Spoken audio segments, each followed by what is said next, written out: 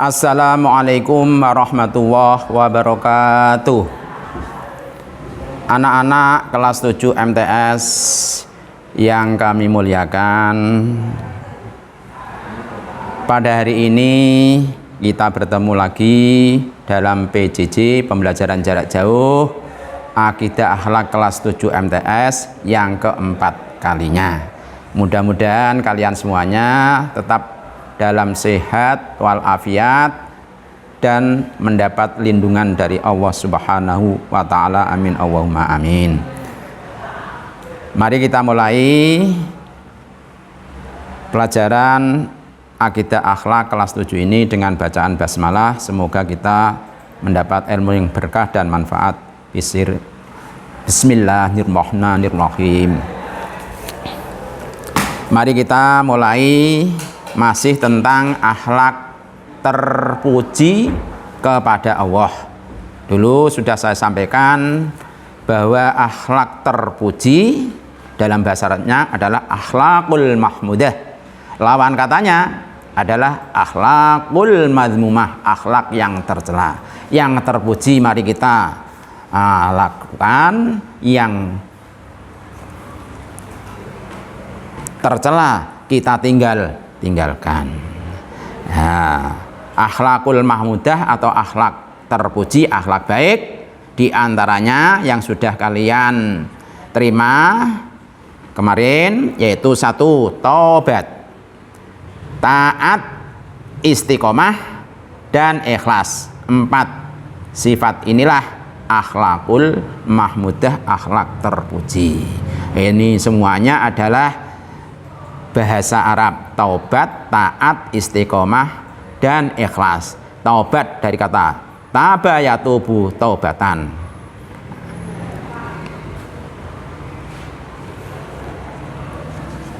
Artinya kembali. Nah, dalam menurut bahasa. Kemudian taat dari to'a yata'u to'an to'atan. Artinya tunduk patuh. Istiqomah, istaqoma yastaqimu istiqomatan, artinya lurus menurut bahasa. Kemudian ikhlas dari kata akhlasa yukhlisu ikhlason, artinya menurut bahasa adalah memurnikan. Adapun taubat, taat, dan istiqomah dulu sudah saya sampaikan ya penjelasannya mengenai pengertian taubat, kemudian dasar atau dalil perintah taubat, kemudian bentuk contoh taubat, kemudian dampak positifnya dan cara membiasakan taubat. Itu sudah saya sampaikan. Begitu juga taat, istiqomah juga sudah saya sampaikan pengertian taat, kemudian dalil perintah taat, dampak positif melaksanakan taat, dan cara membiasakan diri taat. Istiqomah, nah ini ya masih sedikit penjelasannya kemarin. Istiqomah ini dari kata istaqoma yastaqimu istiqomatan, artinya lurus. Istaqoma yastaqimu istiqomatan, artinya lurus. Itu menurut bahasa. Sedangkan menurut istilah adalah sebagai perbuatan, menjaga perbuatannya tetap pada jalan yang lurus dan tidak berubah karena sesuatu. Nah, boleh dikatakan kalau istiqomah, ya istiqomah dalam lisan artinya terus dan teguh membaca 2 kalimat syahadat. Istiqomah dalam hati artinya mengerjakan semua aktivitas termasuk ibadah dengan niat yang lurus ikhlas, hanya mengharap ridho Allah. Kemudian istiqomah dalam jiwa artinya tetap dan terus beribadah taat hanya kepada Allah. Itu pengertian istiqomah. Kemudian dasarnya, dalilnya hukum istiqomah. Nah, ini termasuk perintah agama. Dalam Al-Qur'an surat Fussilat ayat 30. Innalladzina qalu rabbuna Allahu tsumma istaqamu tatanazzalu alaihimul malaikatu alla takhafu wa la tahzanu wa absyiru bil jannati allati kuntum tu'adun. Sesungguhnya orang-orang yang mengatakan Tuhan kami adalah Allah, kemudian mereka meneguhkan pendirian mereka, maka malaikat akan turun kepada mereka dengan mengatakan, janganlah kamu takut dan janganlah kamu sedih, dan gembirakanlah mereka dengan jannah, surga yang telah dijanjikan oleh Allah kepadamu. Itu perintah istiqomah. Dalam hadis disebutkan ada perintah istiqomah. An Abi Amrin wakila Abi Amroh Sufyan bin Abdullah radhiyallahu anhu qala qultu ya Rasulullah qulli fil islami qaulan la as'alu anhu ahadan ghairaka qala qul amantu billahi tsumma istaqim, rawahu Muslim. Dari Abu Amroh Sufyan bin Abdullah radhiyallahu anhu, ia berkata, aku telah berkata, wahai Rasulullah, katakanlah kepadaku tentang Islam suatu perkataan yang aku tak akan dapat menanyakan kepada seorang pun kecuali kepadamu ya Rasul. Kemudian bersabdalah Rasulullah sallallahu alaihi wasallam, katakanlah, kul, katakanlah, aku telah beriman kepada Allah, kemudian beristiqomahlah kamu. Nah, ini yang menunjukkan perintah istiqomah. Pakai fi'il amar. Tsumastaqim, beristiqomahlah kamu.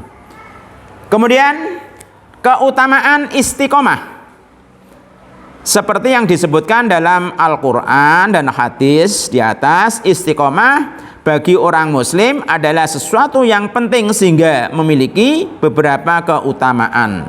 Di antaranya keutamaan dalam istiqomah adalah satu, dilapangkan rizkinya. Nah, ini ya, seorang muslim yang tetap istiqomah di jalannya akan selalu dilapangkan dan dimudahkan rizkinya oleh Allah. Wa allawistaqamu ala tariqati la asqainahum ma'an wadaqa.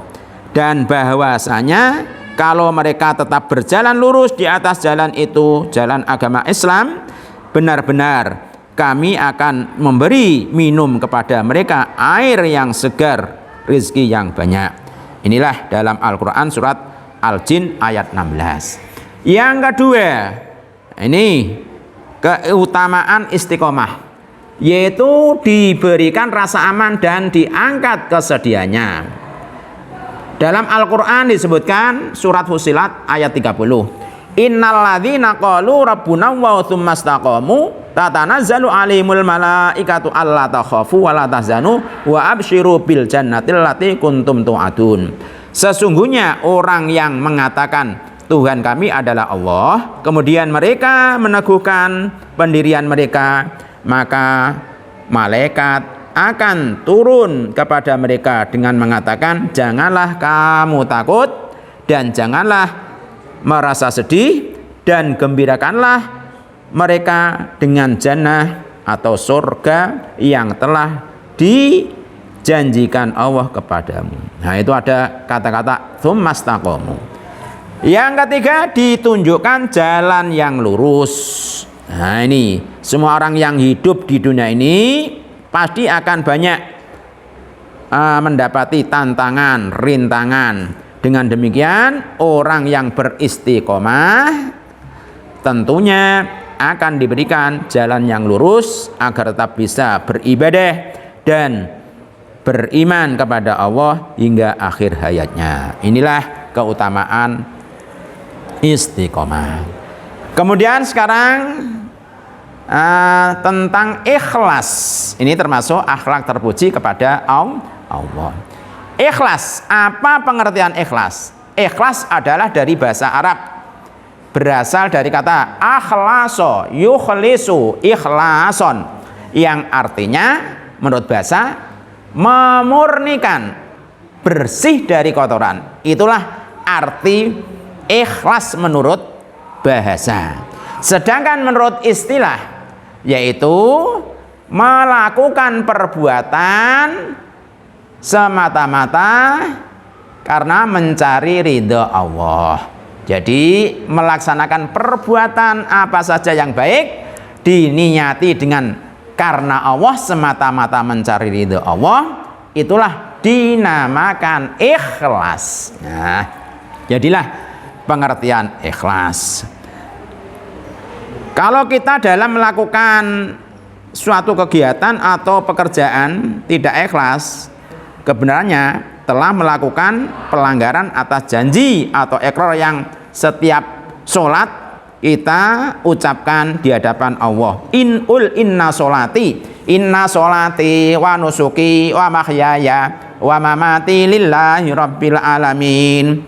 Sesungguhnya sholatku, ibadahku, hidupku dan matiku semata-mata hanya untuk Allah Tuhan seru sekalian alam. Jadi itu sudah diucapkan dalam sholat. Kemudian ikhlas itu adalah perintah agama. Mana dalil yang menunjukkan ikhlas? Yaitu dalam Al-Quran dan hadis. Quran yaitu surat Al-Bayyinah ayat 98 yang berbunyi wa ma umiru illa liya'budu wa mukhlishina lahuddin.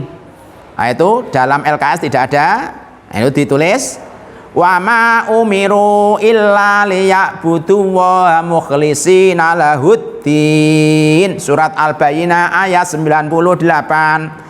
Dan tidaklah mereka diperintah melainkan agar supaya mereka menyembah Allah dengan ikhlas, mukhlisin, dengan ikhlas menaatinya karena semata-mata melaksanakan agamanya. Itulah dalil perintah ikhlas. Dalam hadis disebutkan dalilnya la yaqbalu Allahu minal amali illa ma kana lahu khalisan wabtagha bi wajhahu. Allah tidak akan menerima amal, suatu amal, kecuali amal itu disertai dengan ikhlas dan mencari ridha Allah. Jadi inilah Allah tidak akan menerima amal apapun kecuali apabila disertai dengan ikhlas, yaitu semata-mata mencari ridha Allah. Kemudian orang yang melakukan ikhlas, kalau ikhlas itu perbuatannya, orangnya dinamakan mukhlis. Nah, itu mukhlis artinya orang yang ikhlas, atau jamaknya mukhlisin, orang-orang yang ikhlas. Kemudian bentuk ikhlas, seperti anak-anak ya menyisihkan uang sedikit untuk memberikan bantuan kepada temannya yang kena musibah, seperti halnya di kelas-kelas didatangi OSIS, kemudian dimintai bantuannya untuk menyumbang ya anak murid yang bapaknya meninggal dunia. Ini itu dilakukan dengan cara ikhlas. Kemudian dampak positifnya ya, manfaatnya satu, mendapat pahala dari Allah. Jelas kalau ikhlas pasti dapat pahala. Nah, tadi layak balu wa minal amali illa ma kana khalisan. Tidak akan diterima amal itu kecuali dengan ikhlas. Angger ikhlas ya pasti akan diterima Allah. Yang kedua, merasa puas karena bisa bersama-sama beramal baik sesuai dengan perintah Allah. Terus yang ketiga, Allah tidak menyia-nyiakan amalnya yang dilakukan dengan cara ikhlas. Jadi itulah dampak positifnya. Adapun membiasakan diri ya mencoba untuk beramal baik ketika tidak ada orang. Yang kedua, tetap sabar kalau dicaci maki amalnya. Yang ketiga, mencoba untuk tidak terlalu bangga apabila amal baiknya dipuji oleh orang lain. Itu cara membiasakan dan bersikap ikhlas. Itulah tentang ikhlas ya, kami cukupkan sekian. Dan sebagai tugas akhir ini nanti anak-anak wajib mengerjakan soal pada Google Form yang linknya di bawah video ini. Akhirul kalam, assalamualaikum warahmatullahi wabarakatuh.